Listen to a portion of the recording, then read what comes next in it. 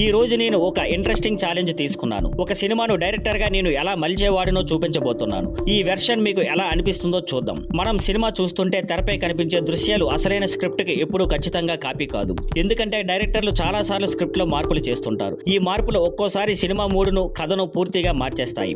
డైరెక్టర్లు ఒక పెద్ద ఛాలెంజ్ ను ఎదుర్కొంటారు. స్క్రిప్ట్ కు న్యాయం చేయాలి, ప్రేక్షకులను ఆకట్టుకోవాలి, అలాగే తమ క్రియేటివ్ టచ్ కూడా చూపించాలి. ఏది మార్చాలి, ఏది అలాగే ఉంచాలి అనే విషయంలో వారికి చాలా బాధ్యత ఉంటుంది. ఒక స్క్రిప్ట్ లో మార్పులు చేయడం అంటే చిన్న విషయం కాదు. అసలైన రచయిత ఏం ఊహించాడో తెలుసుకొని దానిని పక్కాగా సినిమా కథనానికి అనుగుణంగా మార్చాల్సి ఉంటుంది. ఒక్క సీన్ మార్చినా మొత్తం కథలో దాని ప్రభావం పడుతుంది. ప్రేక్షకుల అంచనాలు కూడా చాలా ముఖ్యమైనవే. ఓ బుక్ ఆధారంగా సినిమా వస్తే వాళ్లకు ఆ కథపై ఎప్పటికే కొన్ని ఊహలు, అభిప్రాయాలు ఉండిపోతాయి. అప్పుడు డైరెక్టర్ తాను కూడా కొత్తగా చూపించాలని అనుకుంటే చాలా జాగ్రత్తగా ఆ మార్పులు చేయాలి. మార్పుల వల్ల కథ మరింత బలంగా మారే అవకాశాలు కూడా ఉంటాయి. ఉదాహరణకు ది శశాంక్ రెడెంప్షన్ చిత్రంలో అసలు చివర బాగా డార్క్ గా ఉండేది, కానీ దర్శకుడు చివర మార్చి హోప్ఫుల్ ఎడిటింగ్ ఇచ్చాడు. అది సినిమా విజయానికి ప్రధాన కారణం అయింది. జావ్స్ సినిమా సంగతి చూస్తే మొదట షార్క్ చాలా ఎక్కువగా కనిపించేది, కానీ టెక్నికల్ ఇబ్బందుల వల్ల దాన్ని తగ్గించారు. ఫలితంగా సినిమాకే థ్రిల్లింగ్ ఎఫెక్ట్ వచ్చిందని చెప్పాలి. ది ఎంపైర్ స్ట్రైక్స్ బ్యాక్ సినిమాలో నో ఐమ్ యువర్ ఫాదర్ అనే డైలాగ్ అసలు మొదటి స్క్రిప్ట్ లో లేదు. అదే కథను తిరిగేసిన ట్విస్ట్ అయింది. ది గాడ్ ఫాదర్ సినిమాకి కూడా స్క్రిప్ట్ లో మార్పుల వల్లనే కథ ఎక్కువగా ఫ్యామిలీ ఎమోషన్స్ తో కనెక్ట్ అయ్యింది. కాపోలా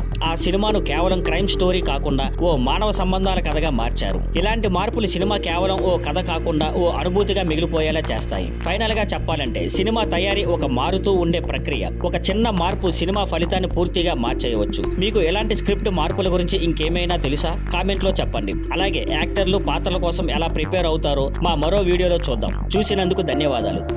thank you for watching. Please like, share and subscribe.